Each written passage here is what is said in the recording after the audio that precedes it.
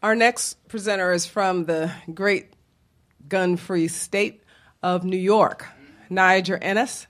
He's joining us as the president of CORE, the Congress for Racial Equality, and it's one of the oldest civil rights organizations in the country. Niger, thank you. Thank you, Star. Thank you, Star, and thank you, Kiro, for putting this important press conference together today. I'm not going to be nearly as eloquent as the speakers that came before me, and a lot has been asserted here.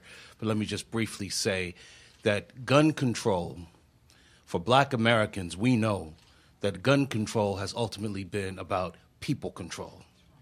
It sprouts from racist soil, be it after or during the infamous Dred Scott case, where Black man's humanity was not recognized.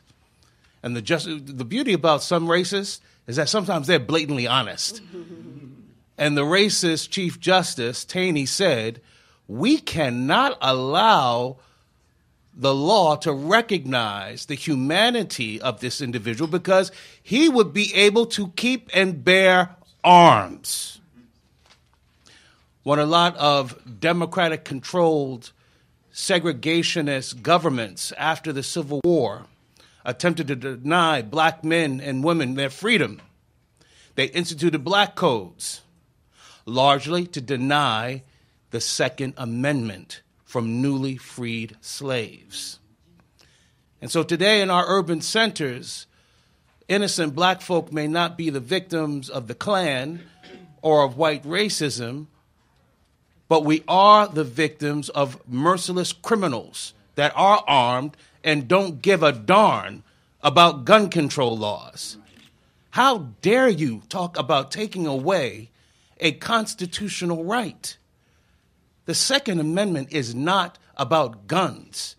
It's about freedom. It's about liberty.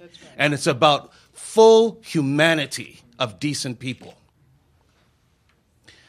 You know, many of us gun rights advocates, my father, Roy Innis, chairman of the Congress for Racial Equality, serves on the board of the NRA, and I want to thank Harry Alford for his powerful words about the NRA and the history, the right history of the NRA, which was established not only by religious leaders, but by former Union soldiers that were disturbed that Southerners could shoot straighter and better than Northerners in the Union Army.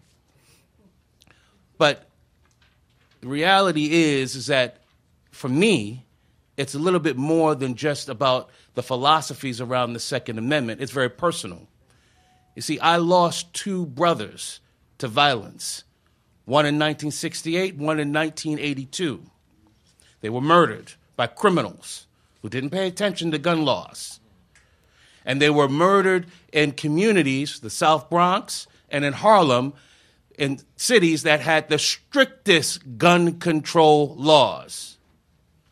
I ask myself always, what if decent people in that communities where my brothers were killed had had the opportunity to step in, to confront that bad guy, that bad criminal with a gun, with a good person with a gun? They might be alive today. Thank you again, Star, and thank you all for this important support for freedom and for liberty.